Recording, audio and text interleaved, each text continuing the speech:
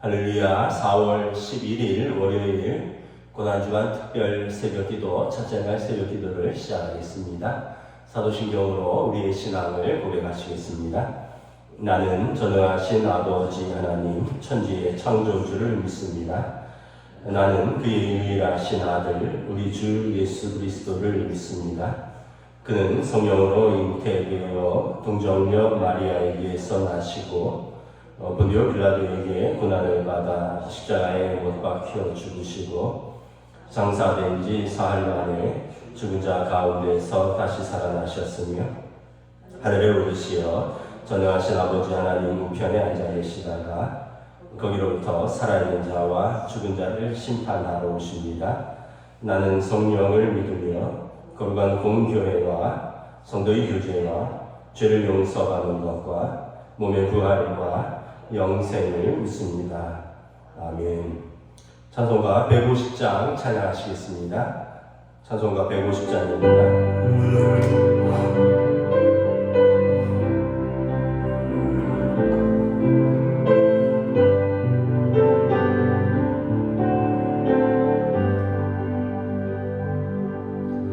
갈보리 산 위에 십자가 섰으니 주가 고난을 당한 표라 험한 십자가를 내가 사랑하는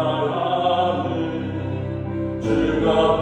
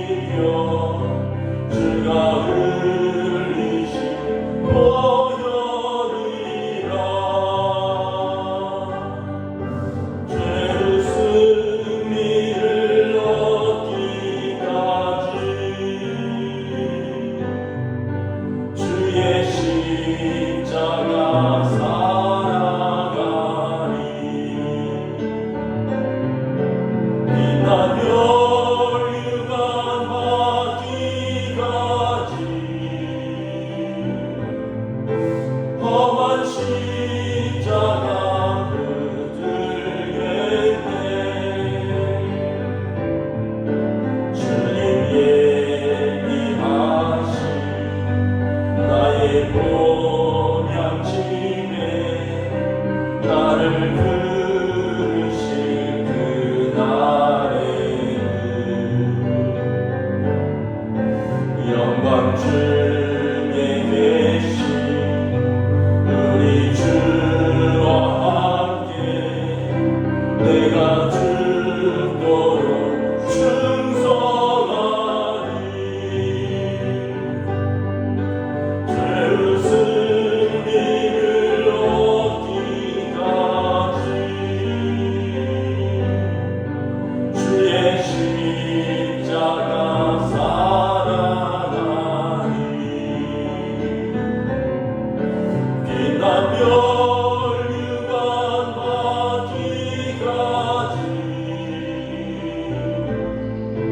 험한 십자가 붙들겠네.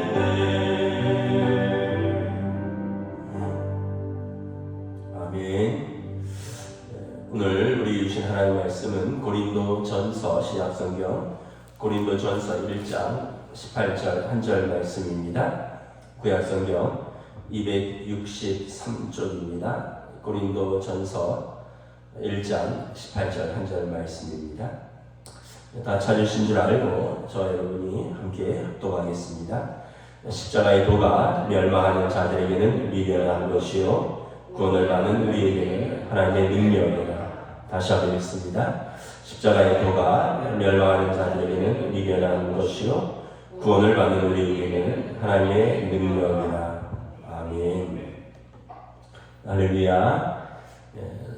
2022년 사순절 고난주간 특별 새벽 기도에 또 우리가 영상으로지만 하나님 앞에서 예배드리는 사랑하는 성도들에게 주님께서 은혜와 평강 주시기를 기도합니다. 먼저 또 설교를 하기에 앞서서 또 궁금해하실까봐 저는 괜찮습니다. 약간 감기가 조금 센 감기, 독감 수준이라고 생각하시면 되겠습니다. 약을 처방받아서 약을 잘 먹고 있고 좀 목이 아프고 약간 좀 코가 막히고 좀 뭐 약간의 증세들은 있는데 이제 뭐 약 잘 먹고 있고 잘 회복될 줄 믿습니다. 또 고난 주간에 뭐 주님의 고난에 또 이렇게 몸으로라도 조금이라도 뭐 동참할 수 있다고 생각하면 오히려 조금 감사하기도 합니다. 다만 좀 마음이 어려운 것은 또 이렇게 어렵게 예배가 정상화되었는데 또 함께 예배드리지 못하고 이렇게 온라인으로 떨어져서 예배드리는 게 좀 마음이 좀 목사로서 아픕니다. 특별히 어제 주일에는 예배당에서 성도들이 예배드리는 찬양 소리가 이렇게 저희 집으로 울려 퍼지는데 또 목사 가정은 함께 내려가서 예배를 드리지 못하고 가정에서 가정 예배를 드렸는데 참 마음이 조금 어려웠습니다. 뭐 어쩔 수 없는 일이긴 한데 또 그래도 예배 마치고 성도들께서 돌아가시면서 또 안부의 전화들을 또 해주시고 위로해 주셔서 좀 감사하게 생각을 합니다. 그럼 부활주일에는 또 다시 한번 기쁜 마음과 또 얼굴로 대면하며 예배할 수 있기를 기대합니다. 이번 고난주간의 주제는 십자가의 도에 대해서 말씀을 드리도록 하겠습니다. 우리가 자주 들어서 익숙한 것 같지만 십자가의 도에 대해서 우리가 다시 한번 그 의미를 깊이 묵상하는 시간이 될 수 있기를 원합니다. 오늘 본문 고린도전서 1장 18절 말씀 제가 다시 한번 읽겠습니다. 십자가의 도가 멸망하는 자들에게는 미련한 것이요 구원을 받는 우리에게는 하나님의 능력이라.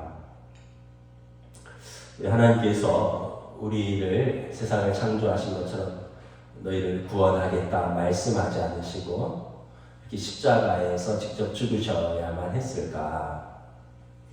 왜 죄 없으신 하나님의 아들이 사람들이 보기에 미련하게 그렇게 십자가에 달려서 조롱당하시고 무참히 죽으셔야만 했을까?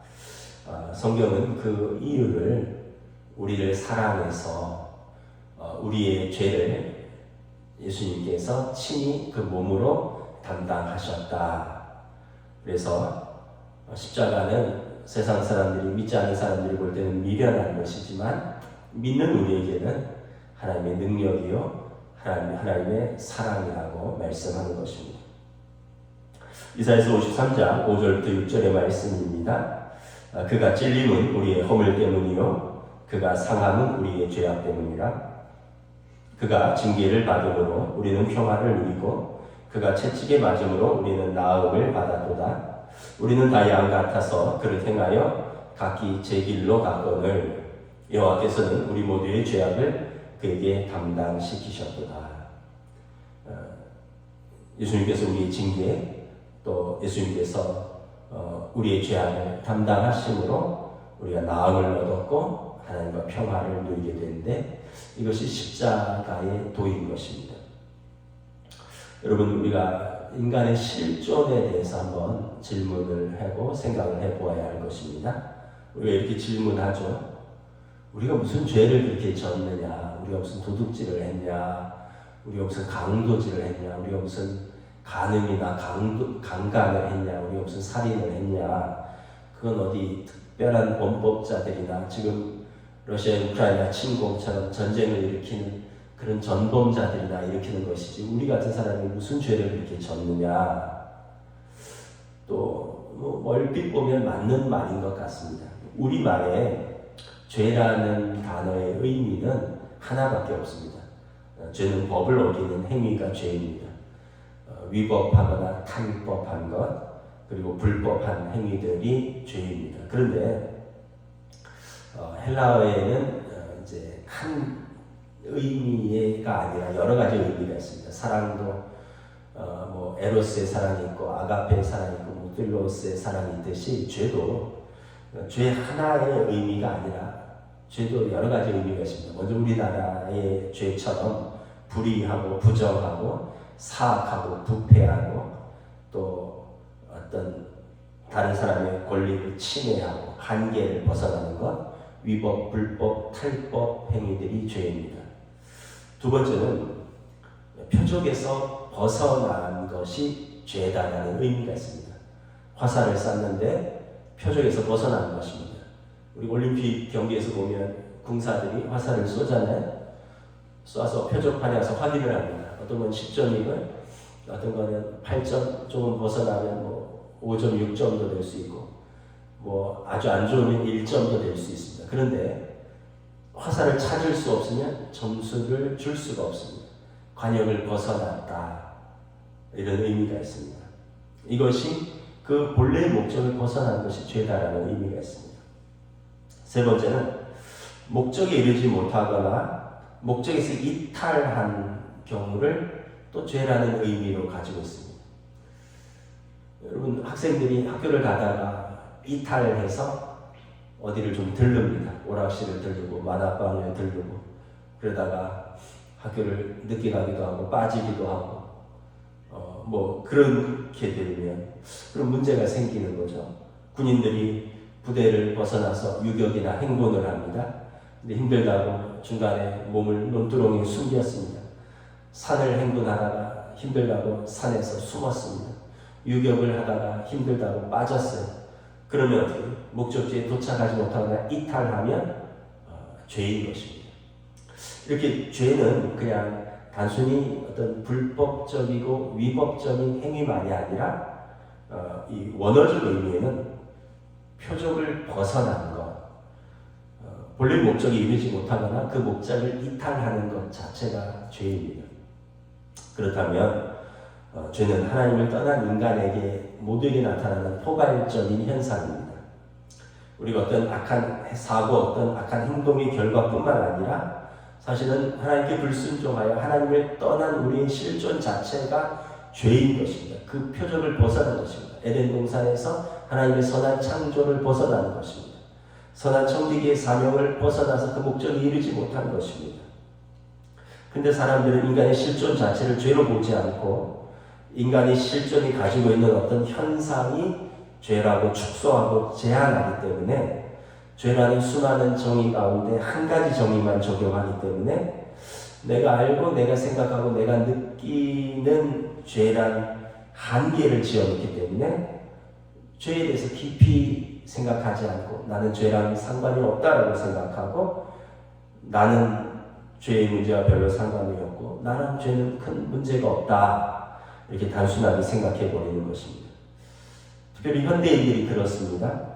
도덕적으로 산다고 생각하고 또 열심히 자기 의지를 가지고 산다라고 생각하기에 하나님을 떠난 것을 생각하지 않고 더 나아가서 하나님을 무시하고 하나님께 반항하고 더 나아가서 하나님을 욕보이는 사람들도 생기는 것입니다.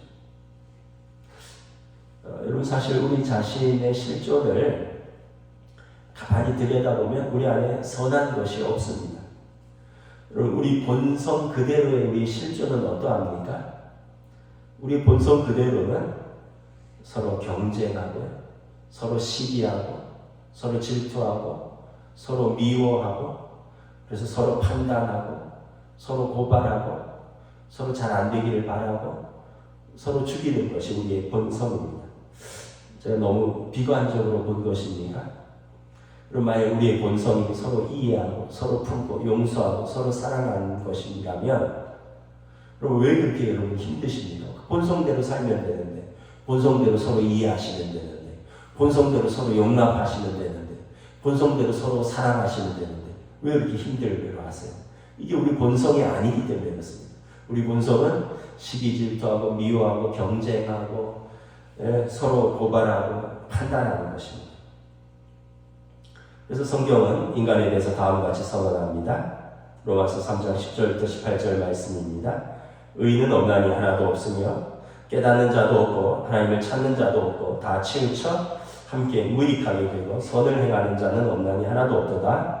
그들의 목구멍은 열린 무덤이요 그 혀로는 속임을 일삼으며 그 입술에는 독사의 독이 있고 그 입에는 저주와 악독이 가득하고 그 발은 피 흘리는 데 빠른지라 파멸과 고생이 그 길에 있어 평강의 길을 알지 못하였고 그들의 눈앞에 하나님을 두려워함이 없느니라. 여러분 이것이 인간의 실존이라는 것입니다. 신문지상의 뉴스를 보십시오. 여러분 마음 훈훈한 소식이 더 많습니까? 아니면 마음 아프고 또는 마음을 힘들게 하는 뉴스들이 더 많습니까? 아마 1% 정도만 훈훈한 소식이고 100가지 뉴스 중에 99가지는 우리를 힘들게 하고 우리를 어렵게 하고 우리를 분노케 하는 그런 사건, 사고 뉴스들입니다. 얼마나 우리가 추악한지 우리의 상상력이 피곤해질 뿐이지 우리의 추악함과 우리의 잔인함 그 본성 자체는 피곤하지가 않습니다. 우리가 겉으로는 이렇게 멀쩡하게 옷 입고 또 여자분들 예쁘게 화장하고 교양 있게 사회생활하는 것 같지만 실제 우리의 본질은 우리의 내면은 냄새나고 추악하고 말로 다 할 수 없는 죄인이라는 것입니다. 그렇지 않습니까, 여러분? 그래서 죄는 내가 저지른 어떤 행위나 현상으로 국한시키는 것이 아니라 하나님을 떠난 우리 인간 실존이 죄인이라는 것을 인정하는 것입니다. 그렇다면 그럼 죄의 결과는 무엇입니까? 심판입니다. 죄의 특징이 있습니다. 드러나지 않으면 문제가 되지 않습니다. 쉽게 얘기하면 안 걸리면 죄가 아니라는 것입니다. 그런데 드러나면 걸리는 순간 죄는 심판을 받게끔 되어 있습니다. 제가 운전을 하다가 아주 가끔 속도 위반을 하거나 신호 위반을 할 때가 있습니다. 근데 이게 걸리지 않으면 문제가 되지 않습니다. 신호 위반도 몇 번 했고요. 속도 위반도 여러 번 했죠.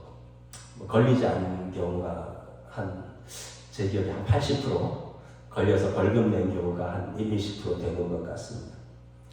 이게 걸리면 꼼짝 없어요. 제가 언젠가 낙원상가에 간 적이 있습니다. 교회 건반이 고장나거나 기타가 고장나면 낙원상가에 가서 고치는데 아내랑 같이 가서 아내가 이제 다녀오는 동안에 저는 차를 이렇게 주차하고 기다리고 끝나고 나오면 이제 차를 돌려서 악기를 싣고 오는데 이 정상적인 경로는 직진을 쭉 해서 헌법재판소 쪽으로 올라가다가 안국역에서 한 400~500m 더 올라가서 유턴하는 것입니다. 그런데 늘 마음에 유혹이 생겨요.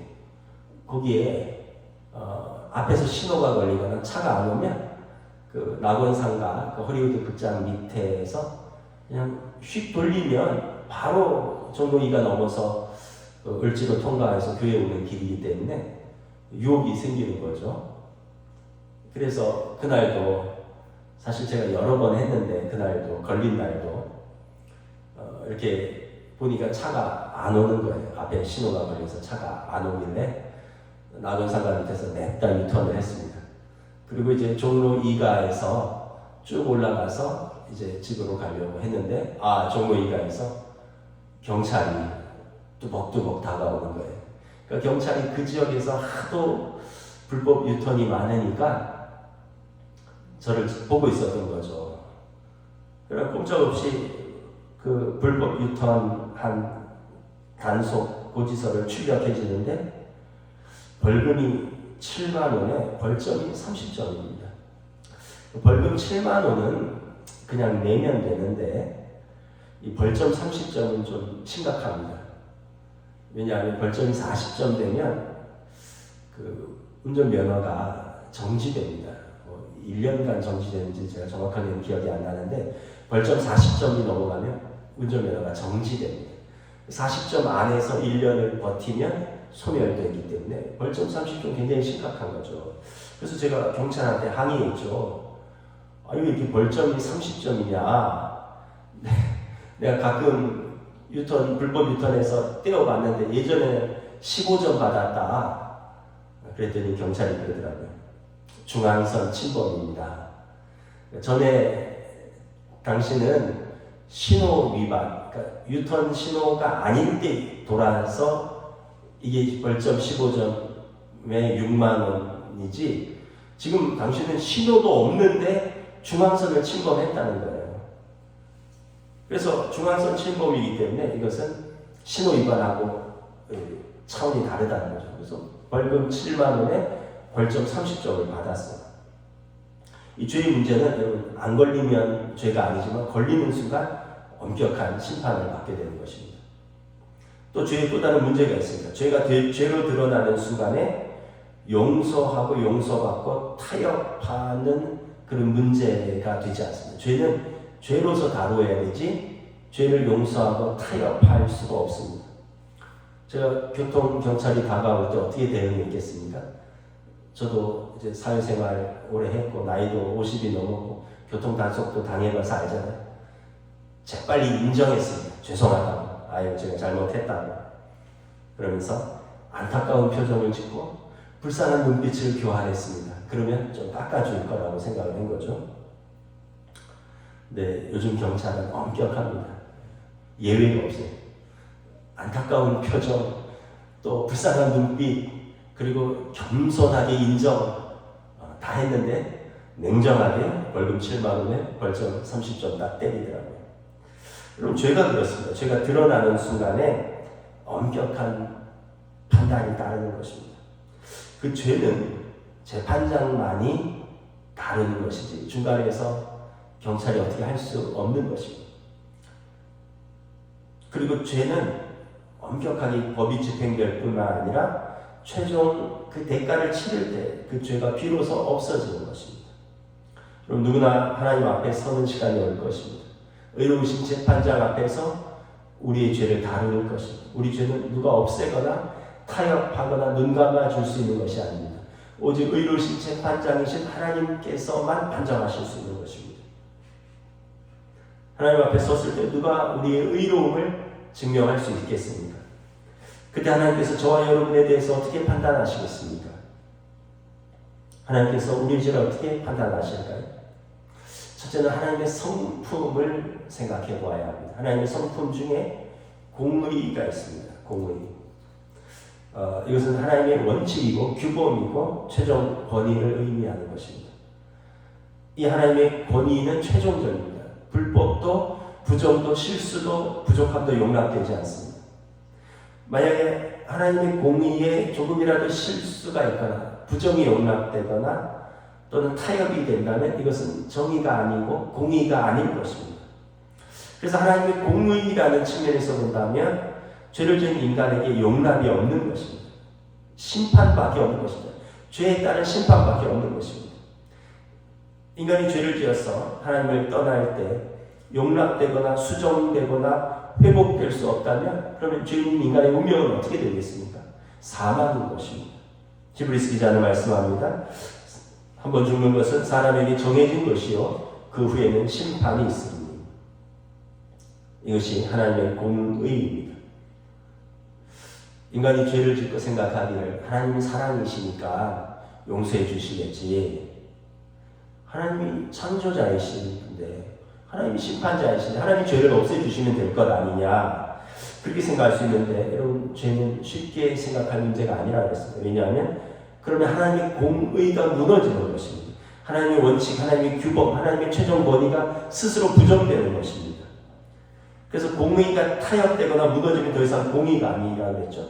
하나님의 공의 앞에는 우리의 털끝만한 죄도 용납되지 않는 것입니다. 그래서 인간은 하나님의 공의 앞에서 어떠한 가능성도 없는 존재인 것입니다. 이것이 인간의 비관적인 운명인 것입니다. 그런데 하나님의 성품 중에 사랑이 있습니다. 사랑. 하나님의 속성이 정의와 공의이지만 동시에 하나님은 사랑과 용서라는 성품을 가지고 있습니다. 용서와 사랑은 무엇입니까? 아무리 크고 흉악한 죄도 하나님께서 용서하시고 사랑할 수 있다는 것을 의미하는 것입니다. 하나님의 정의와 공의의 관점에서는 인간은 털끝만한 죄도 용서받을 가능성이 없지만, 하나님의 용서와 사랑의 관점에서는 어떠한 흉악한 죄를 범하였다 할지라도 하나님께서는 100% 용납하고 사랑하시는 것입니다. 이 공의와 사랑은 완전히 상반되는 성품이요 속성입니다. 하나님의 공의 앞에 우리의 죄는 1%도 용납받을 수 없지만, 하나님의 사랑 앞에 우리의 죄는 어떠한 죄도 100% 용납받을 수 있다는 것입니다.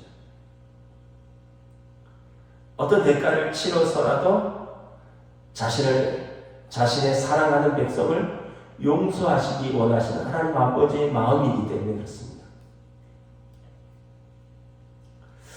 여러분, 어떤 자녀가 친구들하고 싸워서 폭행을 해서 경찰서에 입건되었다고 합시다. 그러면 그때부터 부모는 바빠집니다. 아이가 경찰서에 가 있다, 보호자 오시라. 아버지는 회사를 가는 휴가를 내야 됩니다. 엄마는 만약에 가게를 하면 가게 문을 닫아야 됩니다.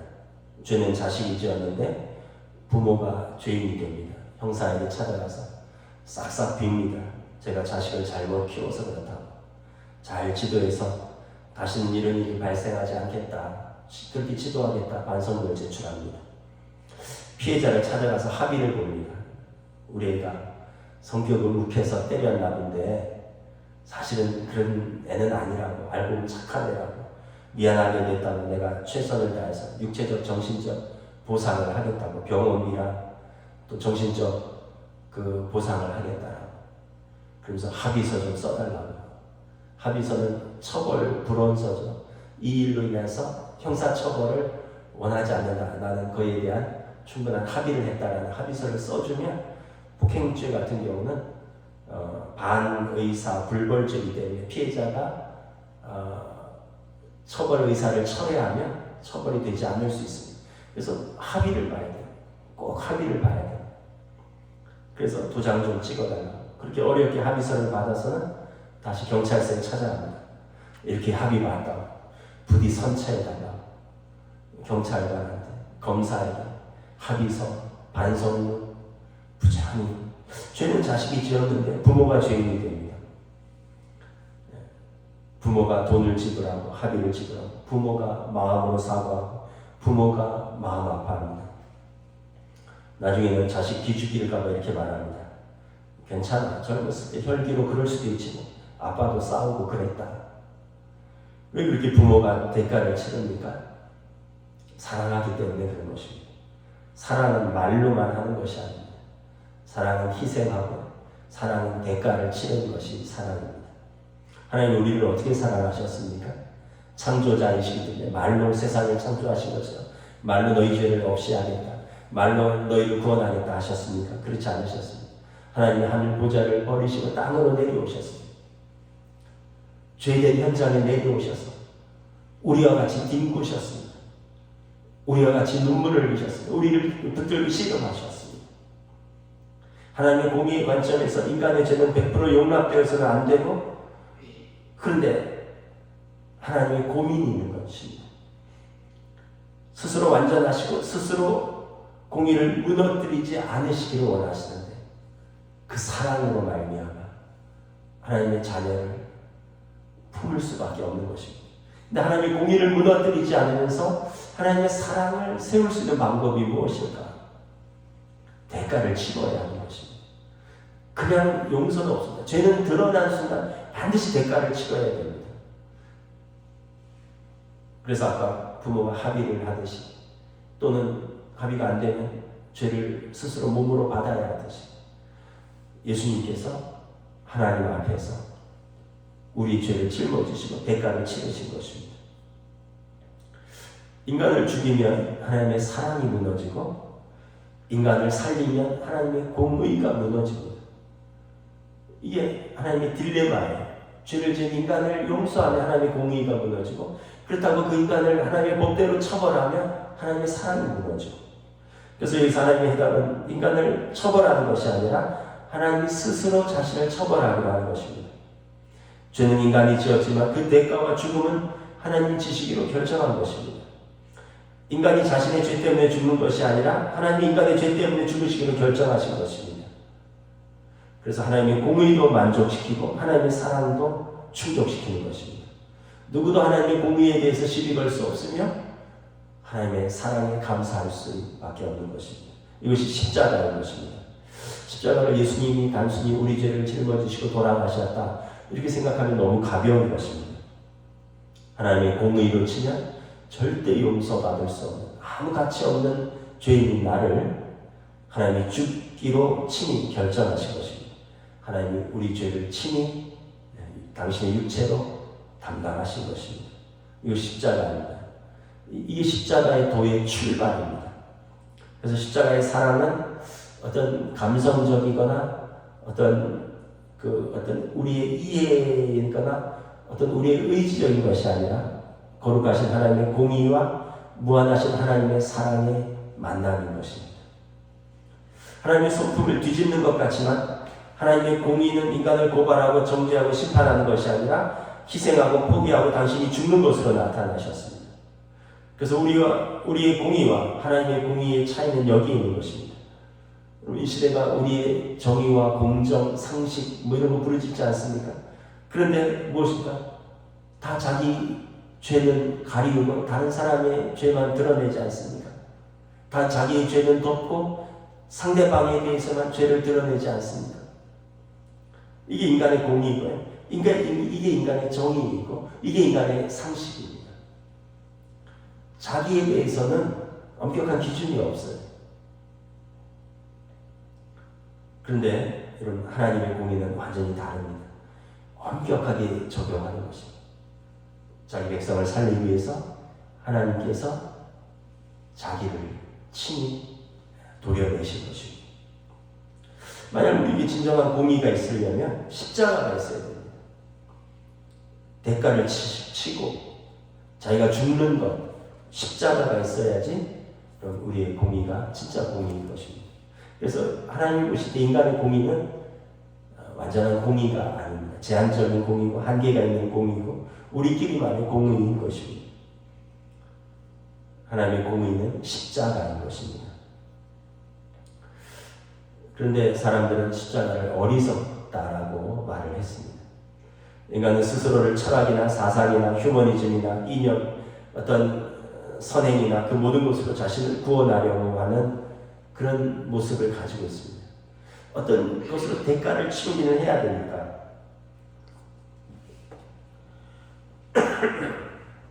그것을 무마하기 위해서 선행을 하고 명상을 하고 득도를 하고 깨달음을 얻고 그렇게 해서 그 죄를 무마시키려고 하는 것입니다. 또 어떤 선행, 공적 그런 의지적인 결단을 통해서 자신을 무마시키려고 하는 경향이 있습니다. 그런데 여러분, 구원은 이렇게 내부에서 스스로 완성할 수 있는 것이 아닙니다. 구원은 내가 뭘 깨닫는다고 하는 것도 아니고 내가 명상을 해서 되는 것도 아니고 내가 무슨 선한 일을 한다고 해서 그 죄가 덮이는 것이 아닙니다. 죄는 반드시 대가를 치를 때 죄가 없어지는 것입니다. 물에 빠진 사람이 스스로를 구원할 수 없듯이 누군가 물에 빠지지 않은 사람이 밖에서 우리에게 구조 튜브를 던져주고 우리를 구조할 수 있듯이 인간의 실존이 죄 가운데 있다면 우리를 구원하려면 우리가 아닌 우리 밖에서 초월적인 존재로부터 구원이 오는 것입니다. 그분이 예수 그리스도이십니다. 그분이 사람의 몸으로 오셨고 성육신 인간의 몸을 입으셨고 하나님 뜻에 죽기까지 순종하여 우리 죄를 짊어지시고 십자가를 지신 것입니다. 그래서 여러분, 십자가는 하나님의 공의요 하나님의 사랑이요 우리 죄의 해답인 것입니다. 말씀을 마치도록 하겠습니다. 고난주간입니다.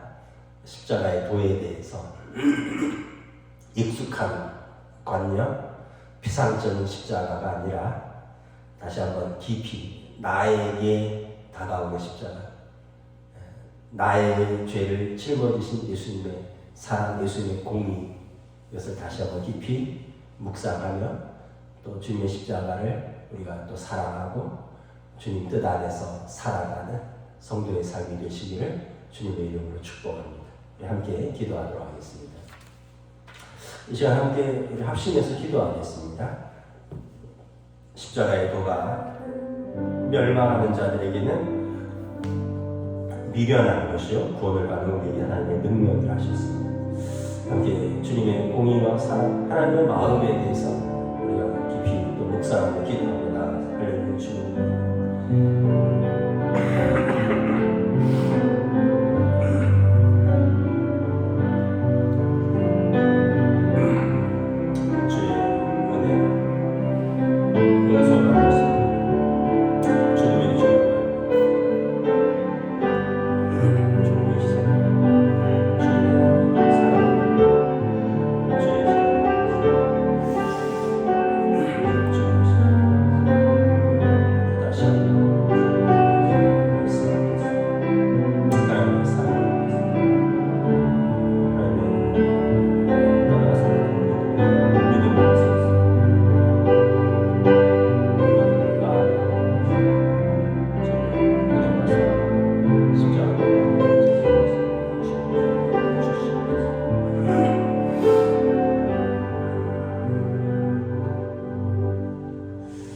주님의 은혜를 감사합니다. 고난주간에 다시 한번 십자가의 도에 대해서 깊이 묵상하고 생각할 수 있기를 원합니다.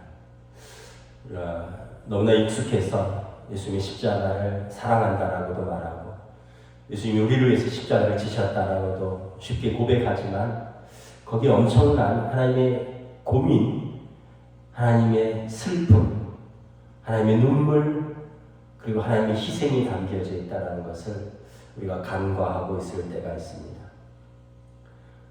그러다 보니 우리가 우리에게 죄 지은 사람을 용서하지 못하고 또 우리 스스로도 죄에 대해서 너무나 가볍게 생각하고 우리 예수님의 십자가가 나의 죄에 대한 주님의 희생이요 사랑이요 하나님의 공의라는 걸 안다면 우리가 죄에 대해서 심각하게 생각하고 하나님의 마음을 아프지 않게 죄에 대해서 피 흘리기까지 싸우려는 모습도 있어야 하고 또 우리 죄 지은 사람을 주께서 우리를 용서하셨듯이 우리가 주님의 마음으로 주님의 사랑으로 용서할 수도 있어야 되는데 그렇지 못한 우리의 모습들이 아닌가.